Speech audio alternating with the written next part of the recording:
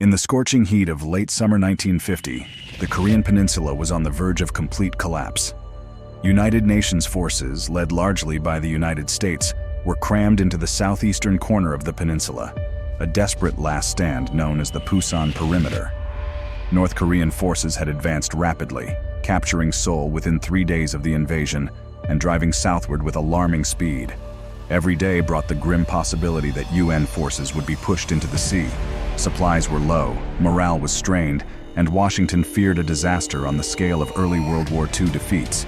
Then, in a moment of characteristic boldness, General Douglas MacArthur proposed an operation that defied conventional military wisdom: an amphibious landing at Inchon, a port city deep in enemy-held territory. The choice stunned many senior officers. Inchon was no Normandy. The harbor had 30-foot tides, shifting mudflats, narrow channels, and seawalls that could turn any landing into a slaughterhouse. Tidal conditions would allow only a narrow window for landing. Miss it, and the assault force could be stranded in open water under heavy fire. In the days ahead, the decision to gamble on Inchon would reshape the Korean War and demonstrate how audacity could change the course of history. But before the first wave could even approach Inchon's seawalls, months of desperate defense and meticulous planning had to unfold. The Korean War erupted on June 25, 1950, when North Korean forces surged across the 38th parallel, catching the South Korean army unprepared. The United Nations, led by the United States, quickly pledged support to South Korea, but the initial response was fragmented, rushed, and woefully under strength. By August, UN forces had been driven back to the Pusan Perimeter, a 140-mile defensive line anchored by the port of Pusan. General MacArthur, Supreme Commander of UN forces, believed that simply holding the line would lead to a war of attrition, a fight the UN could not win.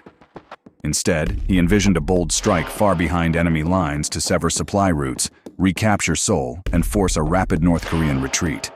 Military planners raised red flags. Inchon's tides, narrow channels, and coastal defenses were formidable. The landing would require precise timing, flawless coordination, and absolute secrecy. Any leak could turn the operation into a catastrophe.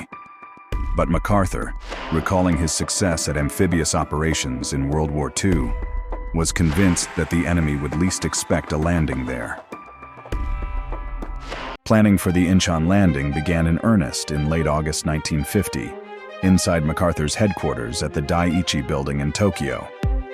MacArthur's staff worked around the clock, drafting Operation Chromite, a plan that would require over 75,000 troops and more than 260 ships. Intelligence officers scoured aerial reconnaissance photos to identify landing beaches, seawall heights, and enemy positions. Navy hydrographers calculated the tides to the minute, a critical step, as the harbor was navigable for only a few hours each day.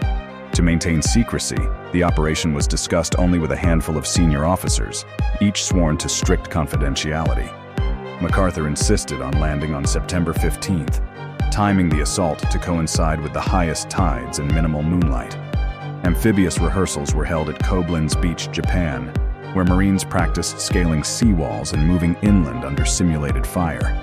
Every element, from naval bombardment timing to troop wave sequencing, had to be flawless because there would be no second chance.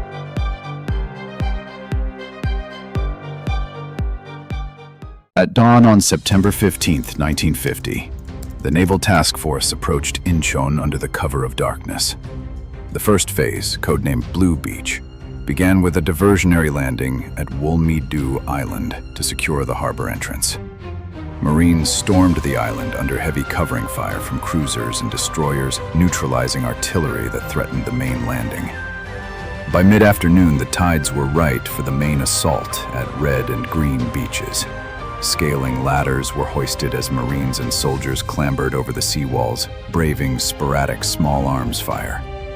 Once over the wall, assault teams cleared warehouses, alleys, and piers, pushing into the city. By nightfall, Incheon Harbor was in UN hands, and the road to Seoul lay open. After the landing, UN forces fanned out to cut North Korean supply lines and trap their forces near Seoul. North Korean units attempted counterattacks but were quickly overwhelmed by superior firepower. Street fighting erupted as Marines pushed into Yeongdeung-po, an industrial suburb of Seoul. In some cases, North Korean snipers delayed advances for hours, forcing block-by-block clearing. By September 19th, UN forces had effectively severed the main escape routes, trapping thousands of enemy troops. The success at Inchon was immediate and dramatic. Within 2 weeks, Seoul was liberated. North Korean forces retreated in disarray, abandoning equipment and prisoners.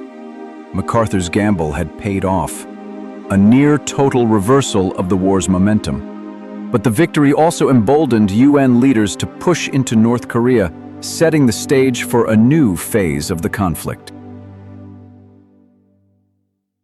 The Battle of Inchon remains one of the most daring and successful amphibious operations in history. It showcased the power of surprise, meticulous planning, and decisive leadership. For the United States, it was a statement of resolve during the early Cold War, proving that rapid, bold action could alter the course of a conflict. Yet it also serves as a reminder: bold gambles can bring great victories, but they also carry the seeds of future challenges. As we look back on Inchon, we see more than a military triumph. We see a moment when the tide of war truly turned. If you found this story as compelling as the men who lived it, like, comment, and subscribe for more journeys into the decisive moments of military history.